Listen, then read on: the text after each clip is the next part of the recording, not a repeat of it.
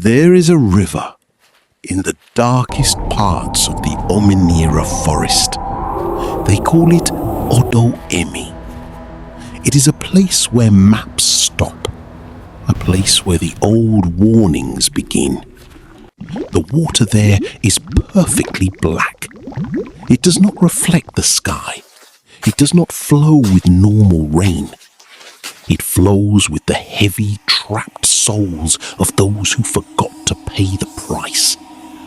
And every 100 years, the river gets lonely.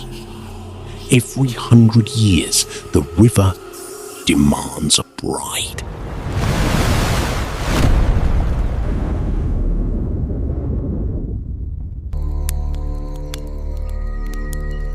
In the village of Ominira, staying quiet keeps you alive. The elders teach the children from birth. You must never look at the forest after the sun goes down. And you must never ever look into the dark river. Because if you look long enough into the water looks back at you. Abeni was 19. She was young and brave. But today, the sky was dark and purple. For weeks, the air in the village smelled like old blood and dead fish. Do you smell that? This smell has been on for more than a week now. Don't know what's going on. Abeni was alone in her house when the first bad sign happened. A single heavy drop hit the back of her neck. It burned. It didn't feel like water. It felt like a cold, wet finger dragging slowly down her spine. She reached back, her lips shaking with fear, and looked at her fingers. It was black, thick mud. It smelled like old bones. She looked up at the roof. The roof was completely dry. Then the quiet room came alive. The large wooden bowl in the corner, her drinking water, began to boil. But there was no fire. The water spilled over the edge. But it didn't just lay there. It crawled. Like a snake made of dark water, it moved across the dry floor, straight toward her bare feet. Abeni backed away, her breath catching in her chest. She hit the heavy wooden door, opening her mouth to scream. But suddenly, she couldn't breathe. The air felt thick and wet, like she was deep underwater. She tried to scream, but she choked. Her older brother, Kwame, ran through the door. He found his sister on the dirt floor, her eyes darting around in panic, grabbing her own throat. When she finally coughed, what hit the floor wasn't spit. It was a huge handful of wet, grey, dead riverweed. Kwame fell to his knees. He grabbed her shoulder to help her up, but as he touched her skin, he froze. There, glowing under the skin on the back of her neck, was a mark. It looked like a large black handprint burned into her skin from the inside. A shadow covered the door. The blind village priestess, Zikora, stood there.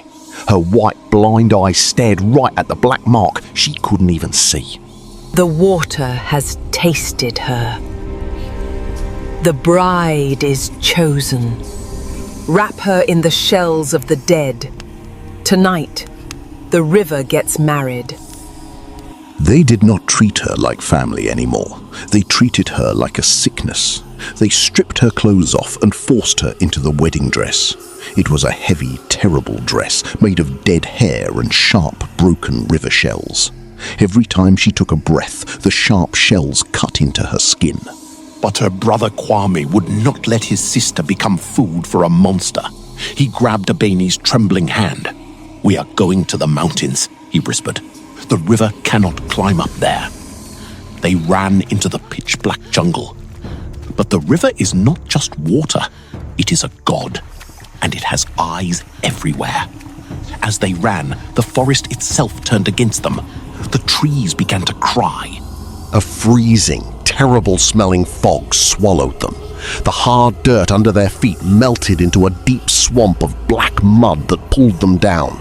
And then the smell hit them. Not just wet dirt, it was the horrible smell of 1,000 dead bodies rotting in the sun. Abeni screamed. Something had grabbed her leg. It was a fat, grey monster pulling itself out of a tiny puddle. It had no eyes, only black holes leaking dark water. It spit out black mud as its dead fingers dug into her skin. Kwame yelled and swung his big knife. He chopped the monster's arm off. But it did not bleed blood. Instead, a pile of fat silver bugs poured out of its arm and into the mud. "Run!" Kwame screamed, turning to pull his sister. But as he took a step, he froze. Kwame dropped his knife. Both his hands grabbed his own throat. There was no water touching his face, but thick bubbles popped out of his mouth. He was drowning, right there, standing on dry land in the middle of a forest. Abeni watched in pure fear as her strong brother fell to his knees. His eyes went wide. He scratched at his own chest, fighting an ocean that wasn't there.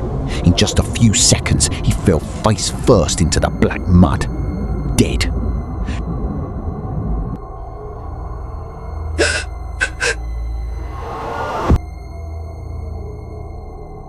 You cannot run from the water, child. The groom is losing his patience. She could not walk anymore. The villagers dragged her by her arms all the way to the edge of the river. Her feet dragged through the dirt. The river did not look like water. It looked like smooth black glass. It was perfectly dead, perfectly quiet, waiting. They forced Abeni to her knees right at the edge of the water. The old priestess held up a knife made from a giant fishbone. She cut a small line across Abeni's forehead. A single drop of red blood rolled down her nose and fell into the black water. The quiet was broken. The second the blood touched the water, the river screamed. A giant, spinning whirlpool opened right in the middle of the river, and from the deep, dark hole, the monster rose up. It was a walking nightmare, a giant tower of dead wood, huge fish bones and hard mud. But the scariest part was its chest. Stuck deep inside the wooden chest of the monster were the faces of women, the past brides. Their skin was grey and wet. Their eyes rolled around in panic. They were not dead. They were trapped inside the monster, awake, drowning, forever.